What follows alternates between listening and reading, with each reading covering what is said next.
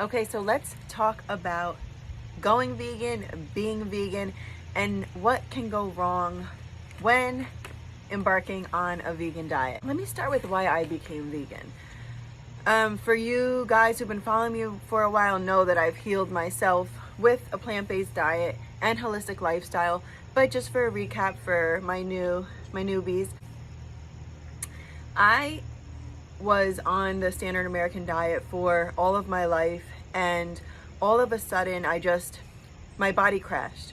Like, I was feeling terrible. I was feeling very weak, achy. I was to a point where honestly I was bedridden with fatigue. I had hives that were unexplained, undiagnosed from the medical community. My knees were inflamed and so achy.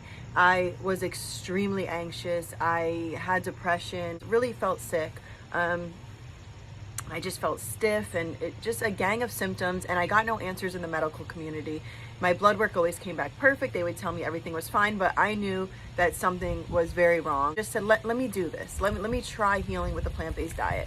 And it worked for me. I'm a testimony that this actually truly healed my body. The number one tip to start a vegan diet is to start a vegan diet. Go for it. Start looking up some recipes. I have plenty on my page, and find them elsewhere, and make yourself a grocery list. Go get the food and just start. It can feel very overwhelming at first because you're literally having to change everything you eat, right? So I would suggest your breakfast every day be a smoothie. I have an amazing recipe on my page that I have every day. I just love it. I'm addicted to it. I feel great after drinking it, energized. There's no crash afterwards. I feel full.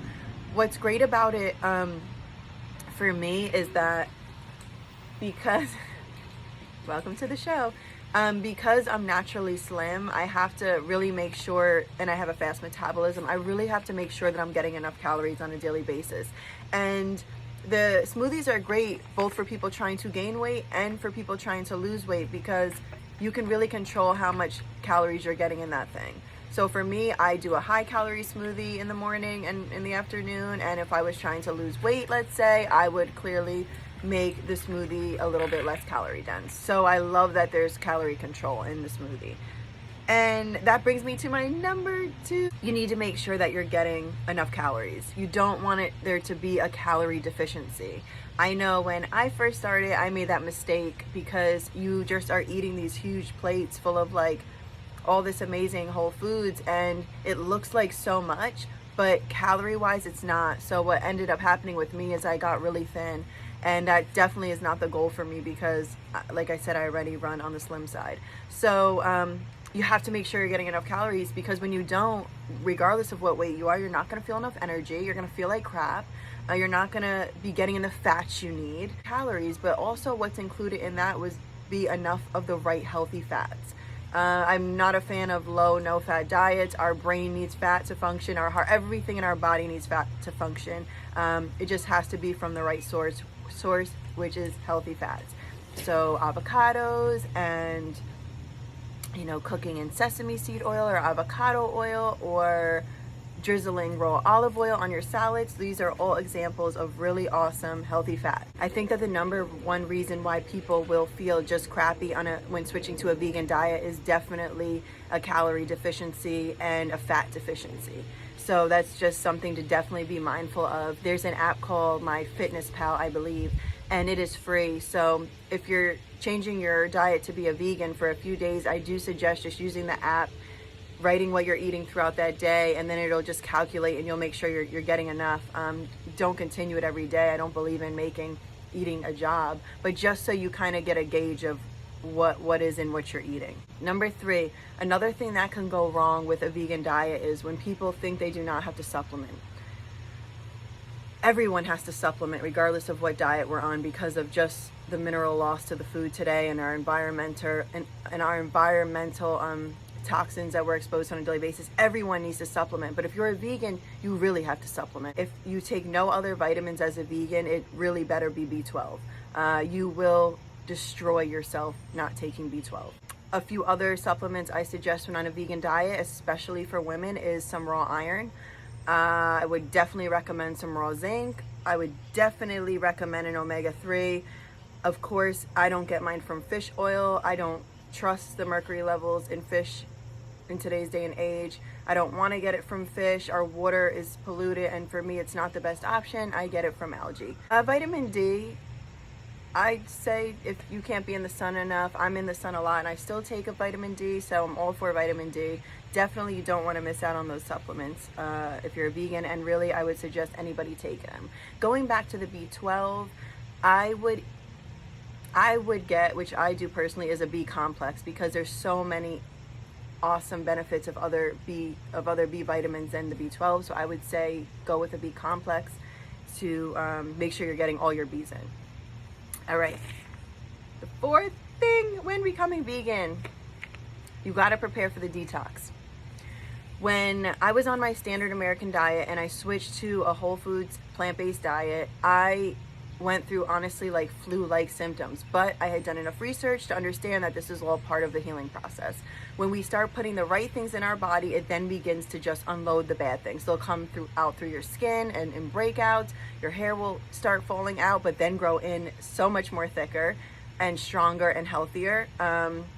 I did have days of just bedridden fatigue when I started, because my body went into detox mode. It went into healing mode, and it just was unloading everything. My liver was cleansing out all my organs, so I did have that.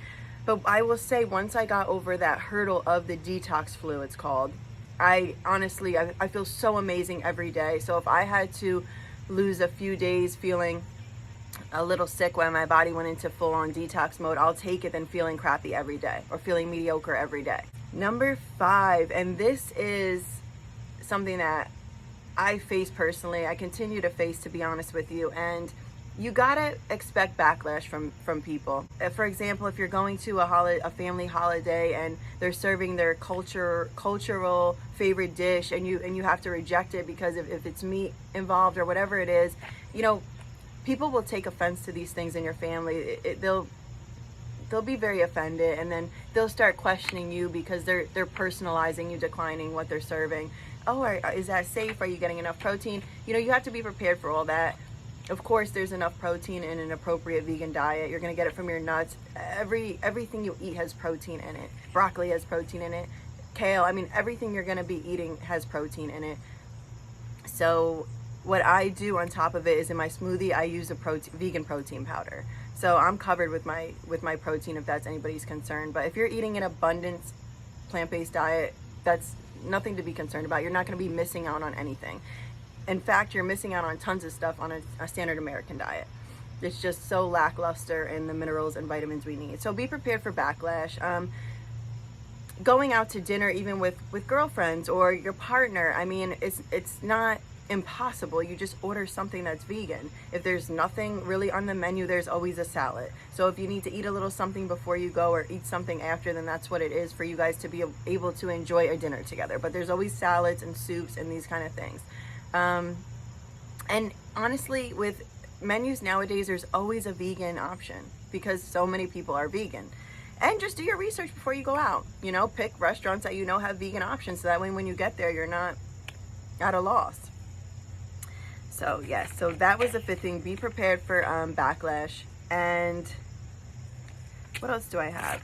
Okay, and the last thing, step number 6 is to listen to your body. I think that a vegan diet is the healthiest diet on the planet for most people. However, there are some people where every once in a while they need some beef, for example, or they need a piece of fish, or they need an egg. And you have to listen to your body. For me, I run best on this. My body runs best on a vegan diet. I believe honestly that 90% of the world does. That's my personal and professional opinion. But if you feel like you need a little bit of animal protein here and there, then listen to your body and make sure it's from the right source. If it's beef, it should be grass-fed. If it's eggs, it should be from the right source. If it's fish, it should be wild fish from the right source. You don't want to do any farm-raised tilapia or anything like that. That's just putting toxins into your body that you definitely don't need. I would keep the meat to a minimum if you are going to include it, and on occasion. So those are my tips for you guys on going vegan.